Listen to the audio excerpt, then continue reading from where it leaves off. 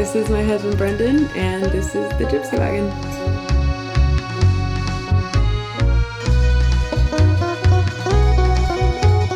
I think kind of the biggest inspiration for most of our projects have been travel. When we were first married, after our honeymoon, we lived on a boat, a 28-foot boat, right? Yeah, 20-foot Erickson. We didn't know how to sail when we first got the boat, so there was a lot of like... steep learning curve. Yeah.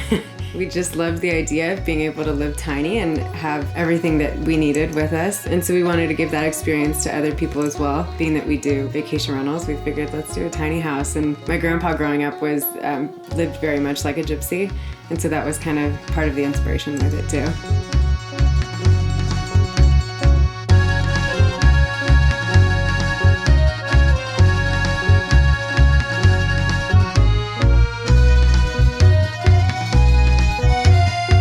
This is our Gypsy wagon.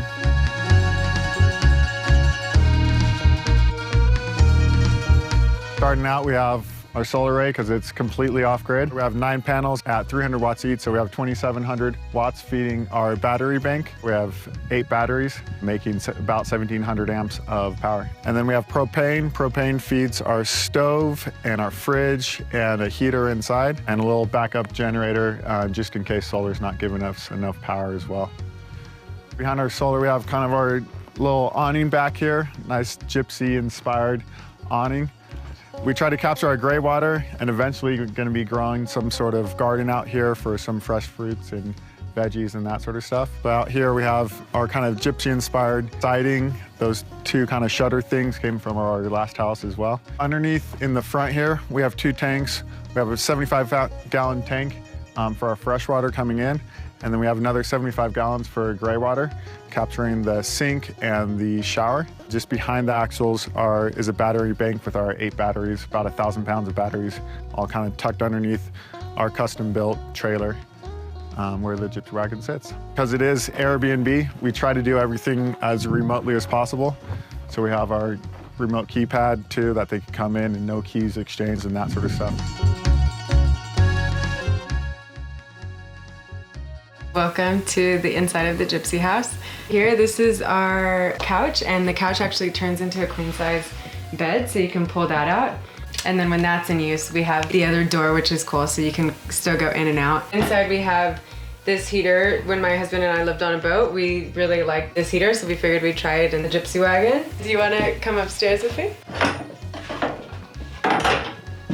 So this is the loft. This is the other bed, so you can fit about 4 people in here. It's quite large this way. You've got a little bit of headroom here, but not too much. In the summer, you can open up the skylights and it gives a really good breeze at night, especially when you're sleeping. And we tried doing it not right at our heads so that when you wake up, you're not in all of the light right in your eyes. We've got this table over here, which Brendan made, and he made it so you can just pull it on the sides and it goes down really pretty easily. So you can kind of have more space to dance or whatever you want to do. And then we have our kitchen with the idea of Gypsy in mind. We wanted to bring that feel into the kitchen as well. So we used a desk for the main part of the cabinet here and then just painted over the desk with like a white kind of vintage look to it. And we've got some really fun little details like engravings here and kind of all throughout the Gypsy wagon. If you look close enough, there's some really fun stuff. The closet kind of just has all of the utilities, so it's got the water heater, the controlling system to the solar, all of that stuff. So this barn door my cousin actually made. A lot of the things that we did in here, because it's a tiny house, you have to think of everything thinner or shorter. So he did a pretty thin barn door here. And then we come into the bathroom. This is our compost toilet that we have here. Surprisingly, there is no smell, which is beyond me how it works, but I'm loving it. On this side, we have a shower. We've kind of created this wall to it, which was kind of hard to come up with, but the guys that were helping us were really good at doing it. So what we did was we had this piece of metal, kind of like just the sheets of metal that you get at Home Depot, but they were holey. So what they did was actually they put caulking and they spread the caulking all the way down. And then on top of that, they put like a polyurethane on top of it to seal it. And then Brendan made this sink and we added more of the copper elements into the sink.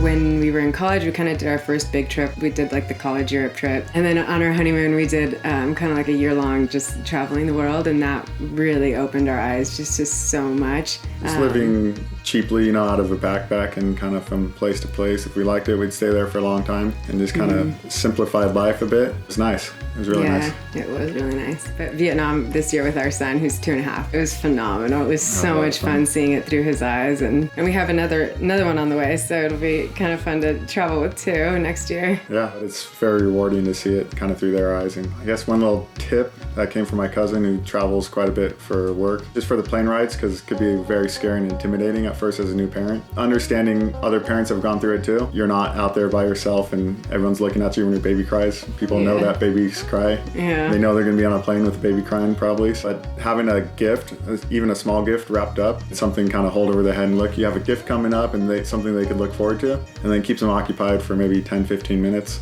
And then so kind of spread those out a little bit, and it's kind of a fun little thing for them to get into. We had like 3 or 4 gifts wrapped up, and he was something cheap from the 99-cent store, or, you know, something just kind of fun. A big one for us when we travel with kids is keep everything that you have like in a minimal. So instead of bringing like a very big diaper bag, kids could really live off very little.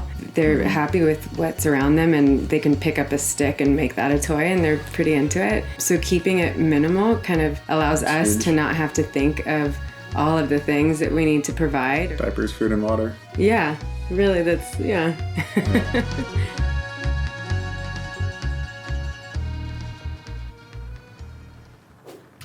Thanks for watching this week's video. If you enjoyed it, be sure to give it a thumbs up. If you're new to the channel, be sure to subscribe. For all of you that are asking about my van, I will be posting a video on my van whenever we hit 100,000 subscribers. So share this video with a friend, or just share the channel with a friend and help us get there, and you'll get to see my van. But until then, if you want to see more stuff about my van and my life, go follow me on Instagram and Twitter. But until next time, stay rad.